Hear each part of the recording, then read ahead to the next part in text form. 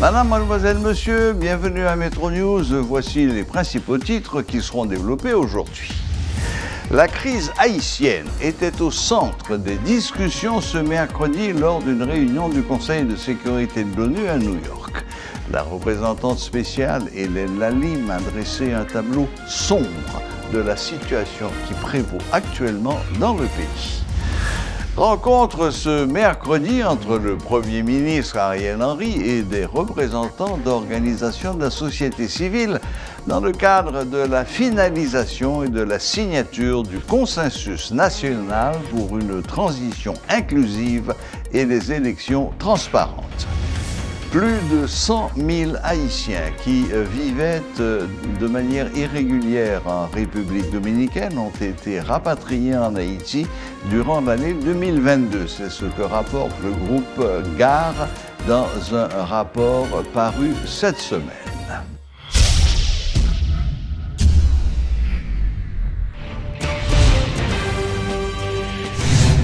Les pays membres du Conseil de sécurité de l'ONU et l'ensemble des délégations ont exhorté ce mercredi le Conseil de sécurité à prendre des mesures urgentes pour remédier à la triple crise politique, économique et sécuritaire que connaît Haïti, en proie notamment à la violence des gangs.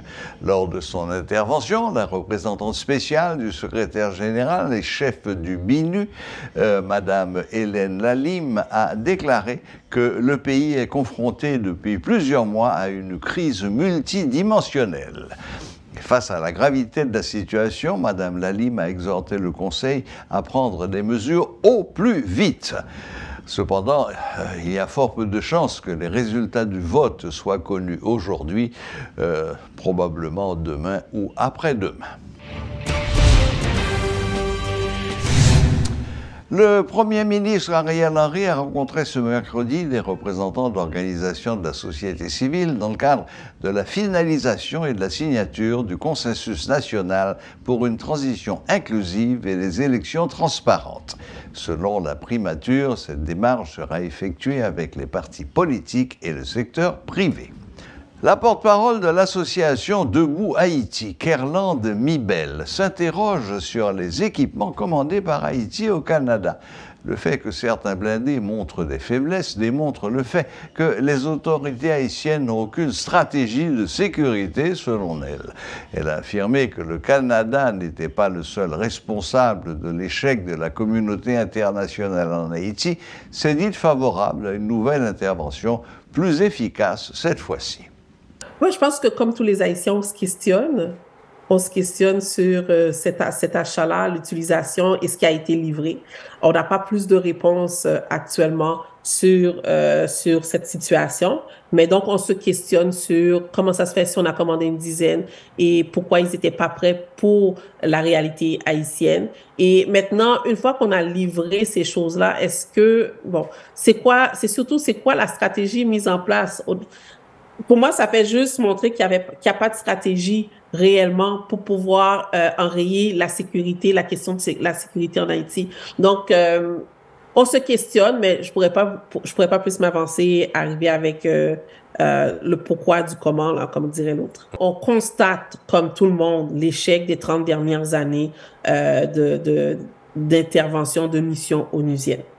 Okay, donc incluant la présence canadienne. Donc, on constate un échec, on constate on n'a absolument rien sur lequel partir, sur lequel bâtir, dire, bon, voilà, au moins un résultat minimal sur lequel on pourrait bâtir pour l'avenir. Donc, pour nous, que ce soit le Canada, les États-Unis ou bien les autres qui sont intervenus en Haïti, le résultat n'est pas probant, n'est pas parlant. Donc ça, c'est une chose. Maintenant, Debout pour Haïti, on a une série d'actions qu'on veut faire, de séries de choses que nous voulons faire. Donc, on va pouvoir partager ça avec vous en temps et lieu. Mais oui, pour nous, c'est vraiment ce qui nous intéresse, c'est de veiller à l'action canadienne pour justement éviter les échecs de ces 30 dernières années. Vraiment s'assurer que si vous dites que vous intervenez en Haïti, que ce soit bien fait, que ce ne soit pas fait de manière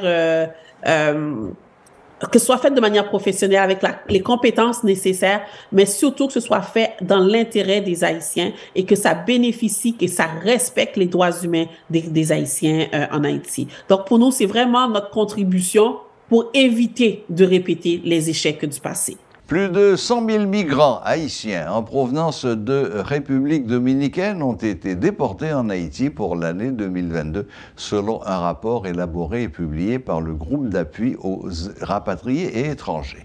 Le porte-parole du GAR, Sam Guillaume, a fait savoir que les droits des migrants n'ont pas été respectés.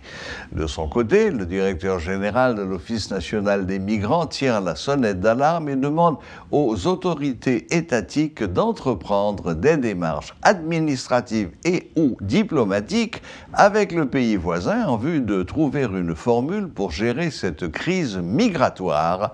Suivez ce reportage de Rudolph Pierre-Louis. La situation des Haïtiens en République dominicaine demeure un sujet de préoccupation. Dans l'actualité nationale ou internationale, de plus en plus de voix s'élèvent pour dénoncer les mauvais traitements que font subir les autorités dominicaines aux ressortissants haïtiens. Dans son rapport annuel, le porte-parole de GAR, Sam Guillaume, explique qu'Haïti a reçu plus de 100 000 migrants émanant uniquement de la République dominicaine en 2022. Des chiffres qui ne sont pas différents de ceux de l'Office national des migrants. Pour toute année, nous sommes capables de dire gagner un total de 142 062 personnes qui viennent migrants haïtiens qui retournent venir joindre nous. Dans le total, ça a un effectif de 73 380 qui rapatriés, gagné 56 976 qui c'est de retour spontané et gagné 11 706 qui c'est de refoulés.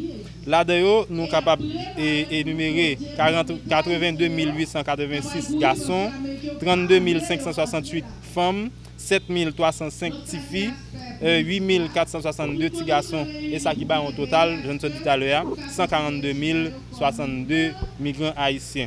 Nous et toutes sorties Saint-Domingue. Nous, il faut que nous disions que nous avons un total de 1463 femmes enceintes que nous recensons. L'une des femmes enceintes, c'est des femmes qui ont un mois, 2 mois. C'est des femmes qui ont un gros ventre et qui viennent des fois avec toute douleur, à tel point que nous recevons un cas dans le mois qui se passe à côté d'une femme, c'est sous frontière, elle était poussée petite. Au cours du processus de rapatriement, des démonstrations violentes se mêlent de la partie. Ils sont nombreux à exprimer leur frustration d'après les précisions fournies par le porte-parole.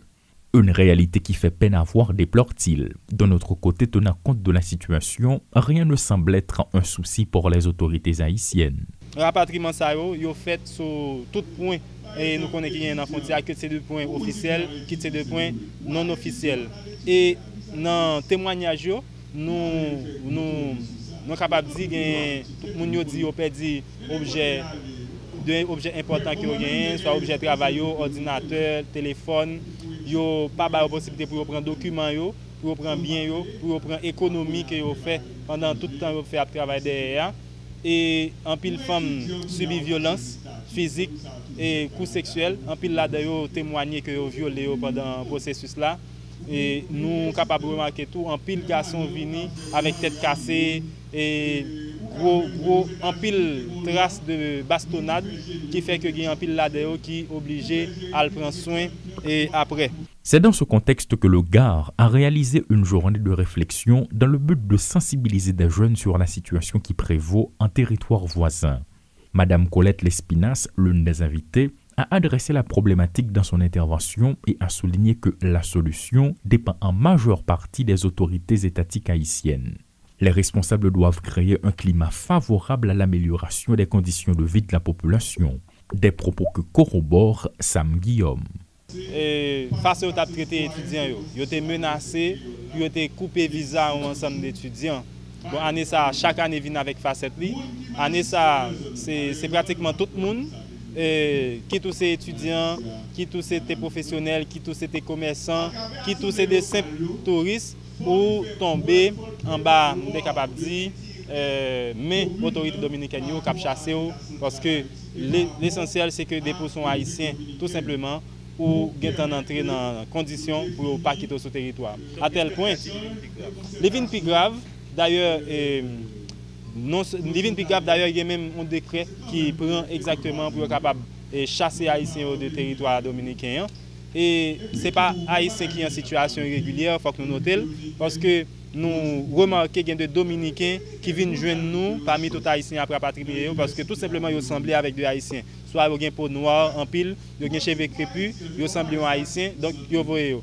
D'autres points sont encore plus inquiétants dans le calvaire des Haïtiens de l'autre côté de la frontière après la parution d'un décret relatif à l'immigration, nous confie M. Guillaume.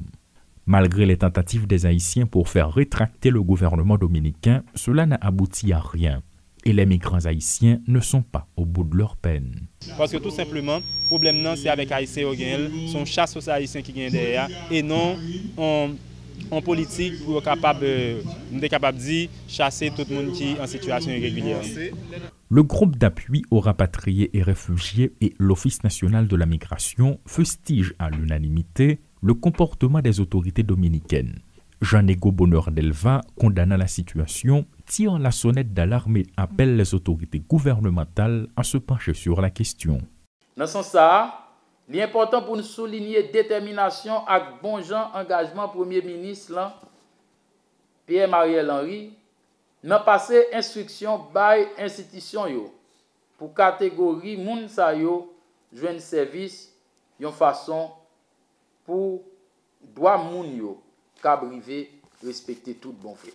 À l'occasion de la Journée internationale des migrants, le groupe d'appui aux rapatriés et réfugiés GAR a fait savoir dans son dernier rapport que la République dominicaine a retourné en Haïti plus de 100 000 Haïtiens et parmi eux, ceux qui sont en situation régulière et aussi des Dominicains. Guy Trichoisi et Rodolphe Pierre-Louis pour Télémétropole. Plus de 500 enseignants fraîchement nommés dans le secteur éducatif haïtien ont pris part à une session de formation qui a débuté ce mercredi 21 décembre. Une initiative qui entre dans le cadre de la transformation de l'école en Haïti, selon le ministre de l'Éducation nationale. Nesmi Maniga soutient que le système éducatif haïtien a besoin de professeurs bien outillés, capables de contribuer dans le partage de formations adéquates et adaptées à la réalité de l'heure. Il est nécessaire de faire l'éducation autrement dans le pays, ont soutenu les directeurs de l'enseignement secondaire et de la formation professionnelle. Ils appellent les nouveaux éducateurs à jouer leur partition à fond. Dans le cadre de transformation de l'école d'Haïti, et deuxièmement, qui entrait dans plus qu'on réforme, on parle de transformation de l'école pays d'Haïti. Et deux professeurs, qui sont directeurs enseignement secondaire, qui sont directeurs formation et perfectionnement, qui ont pratiquement commencé la formation déjà par rapport à ce que vous avez déjà. Je ne vais pas faire un long discours parce que le ministère compte en pile sous nous. Pas qu'à une réforme curriculaire, pas qu'à une transformation secondaire. Secondaire, ce n'est pas nouveau encore. Nous sommes obligés de transformer l'école secondaire. Et c'est pour ça que la transformation n'a pas commencé sans enseignants et sans nouveaux enseignants, sans nouvelle génération d'enseignants qui non seulement sont bien équipés, didactiquement, pédagogiquement, professionnellement, disciplinairement, éthiquement. Et très rêvé paroles qui sont dites avant mieux, qui enseignant, il ne pas enseigner ça le connaît, il enseigner par exemple de Groumier, Jean Compoté. Et le ministère content pile sous nous. L'université INUCA a organisé ce mercredi un service d'action de grâce pour la reprise de ses activités académiques qui étaient paralysées par la crise socio-économique. Les responsables de cet établissement d'enseignement supérieur en ont profité pour annoncer la création d'un nouveau département au sein de l'entité. Suivez les explications de M. Anténor Gabo, recteur de l'université INUCA. Cette cérémonie d'action de grâce est organisée aussi pour remercier le Seigneur de nous avoir permis de passer une très bonne année 2022 sous sa sainte et haute protection, et aussi pour lui demander de nous permettre de passer une très bonne année 2023 encore sous sa sainte et haute protection. Je profite de cette occasion pour présenter au grand public une nouvelle entité évangélique au sein de l'Université UNICA. C'est le département de la jeunesse missionnaire. Ce département est coiffé par le service d'aumônerie et d'évangélisation. La création d'un tel département à l'Université UNICA répond à l'appel du Seigneur indiqué dans l'Évangile de Marc, chapitre 16, verset 15. Puis Jésus leur dit, « Allez par tout le monde et prêchez la bonne nouvelle à toute la création. » Donc, l'objectif fondamental de ce département, c'est d'effectuer un travail d'évangélisation à travers tout le pays. La jeunesse missionnaire de l'Université UNICA est appelée à véhiculer dans le pays un message de promotion de la culture du bien et de renoncement de la culture du mal.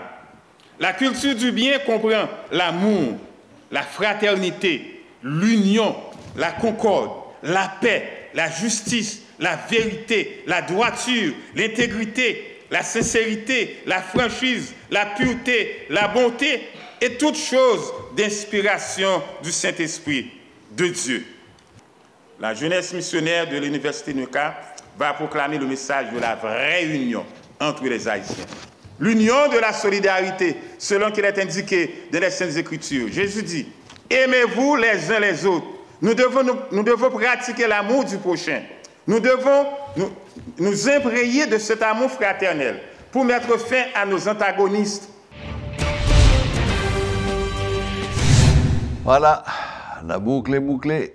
Merci de nous rester fidèles et à la prochaine. Même heure, même chaîne.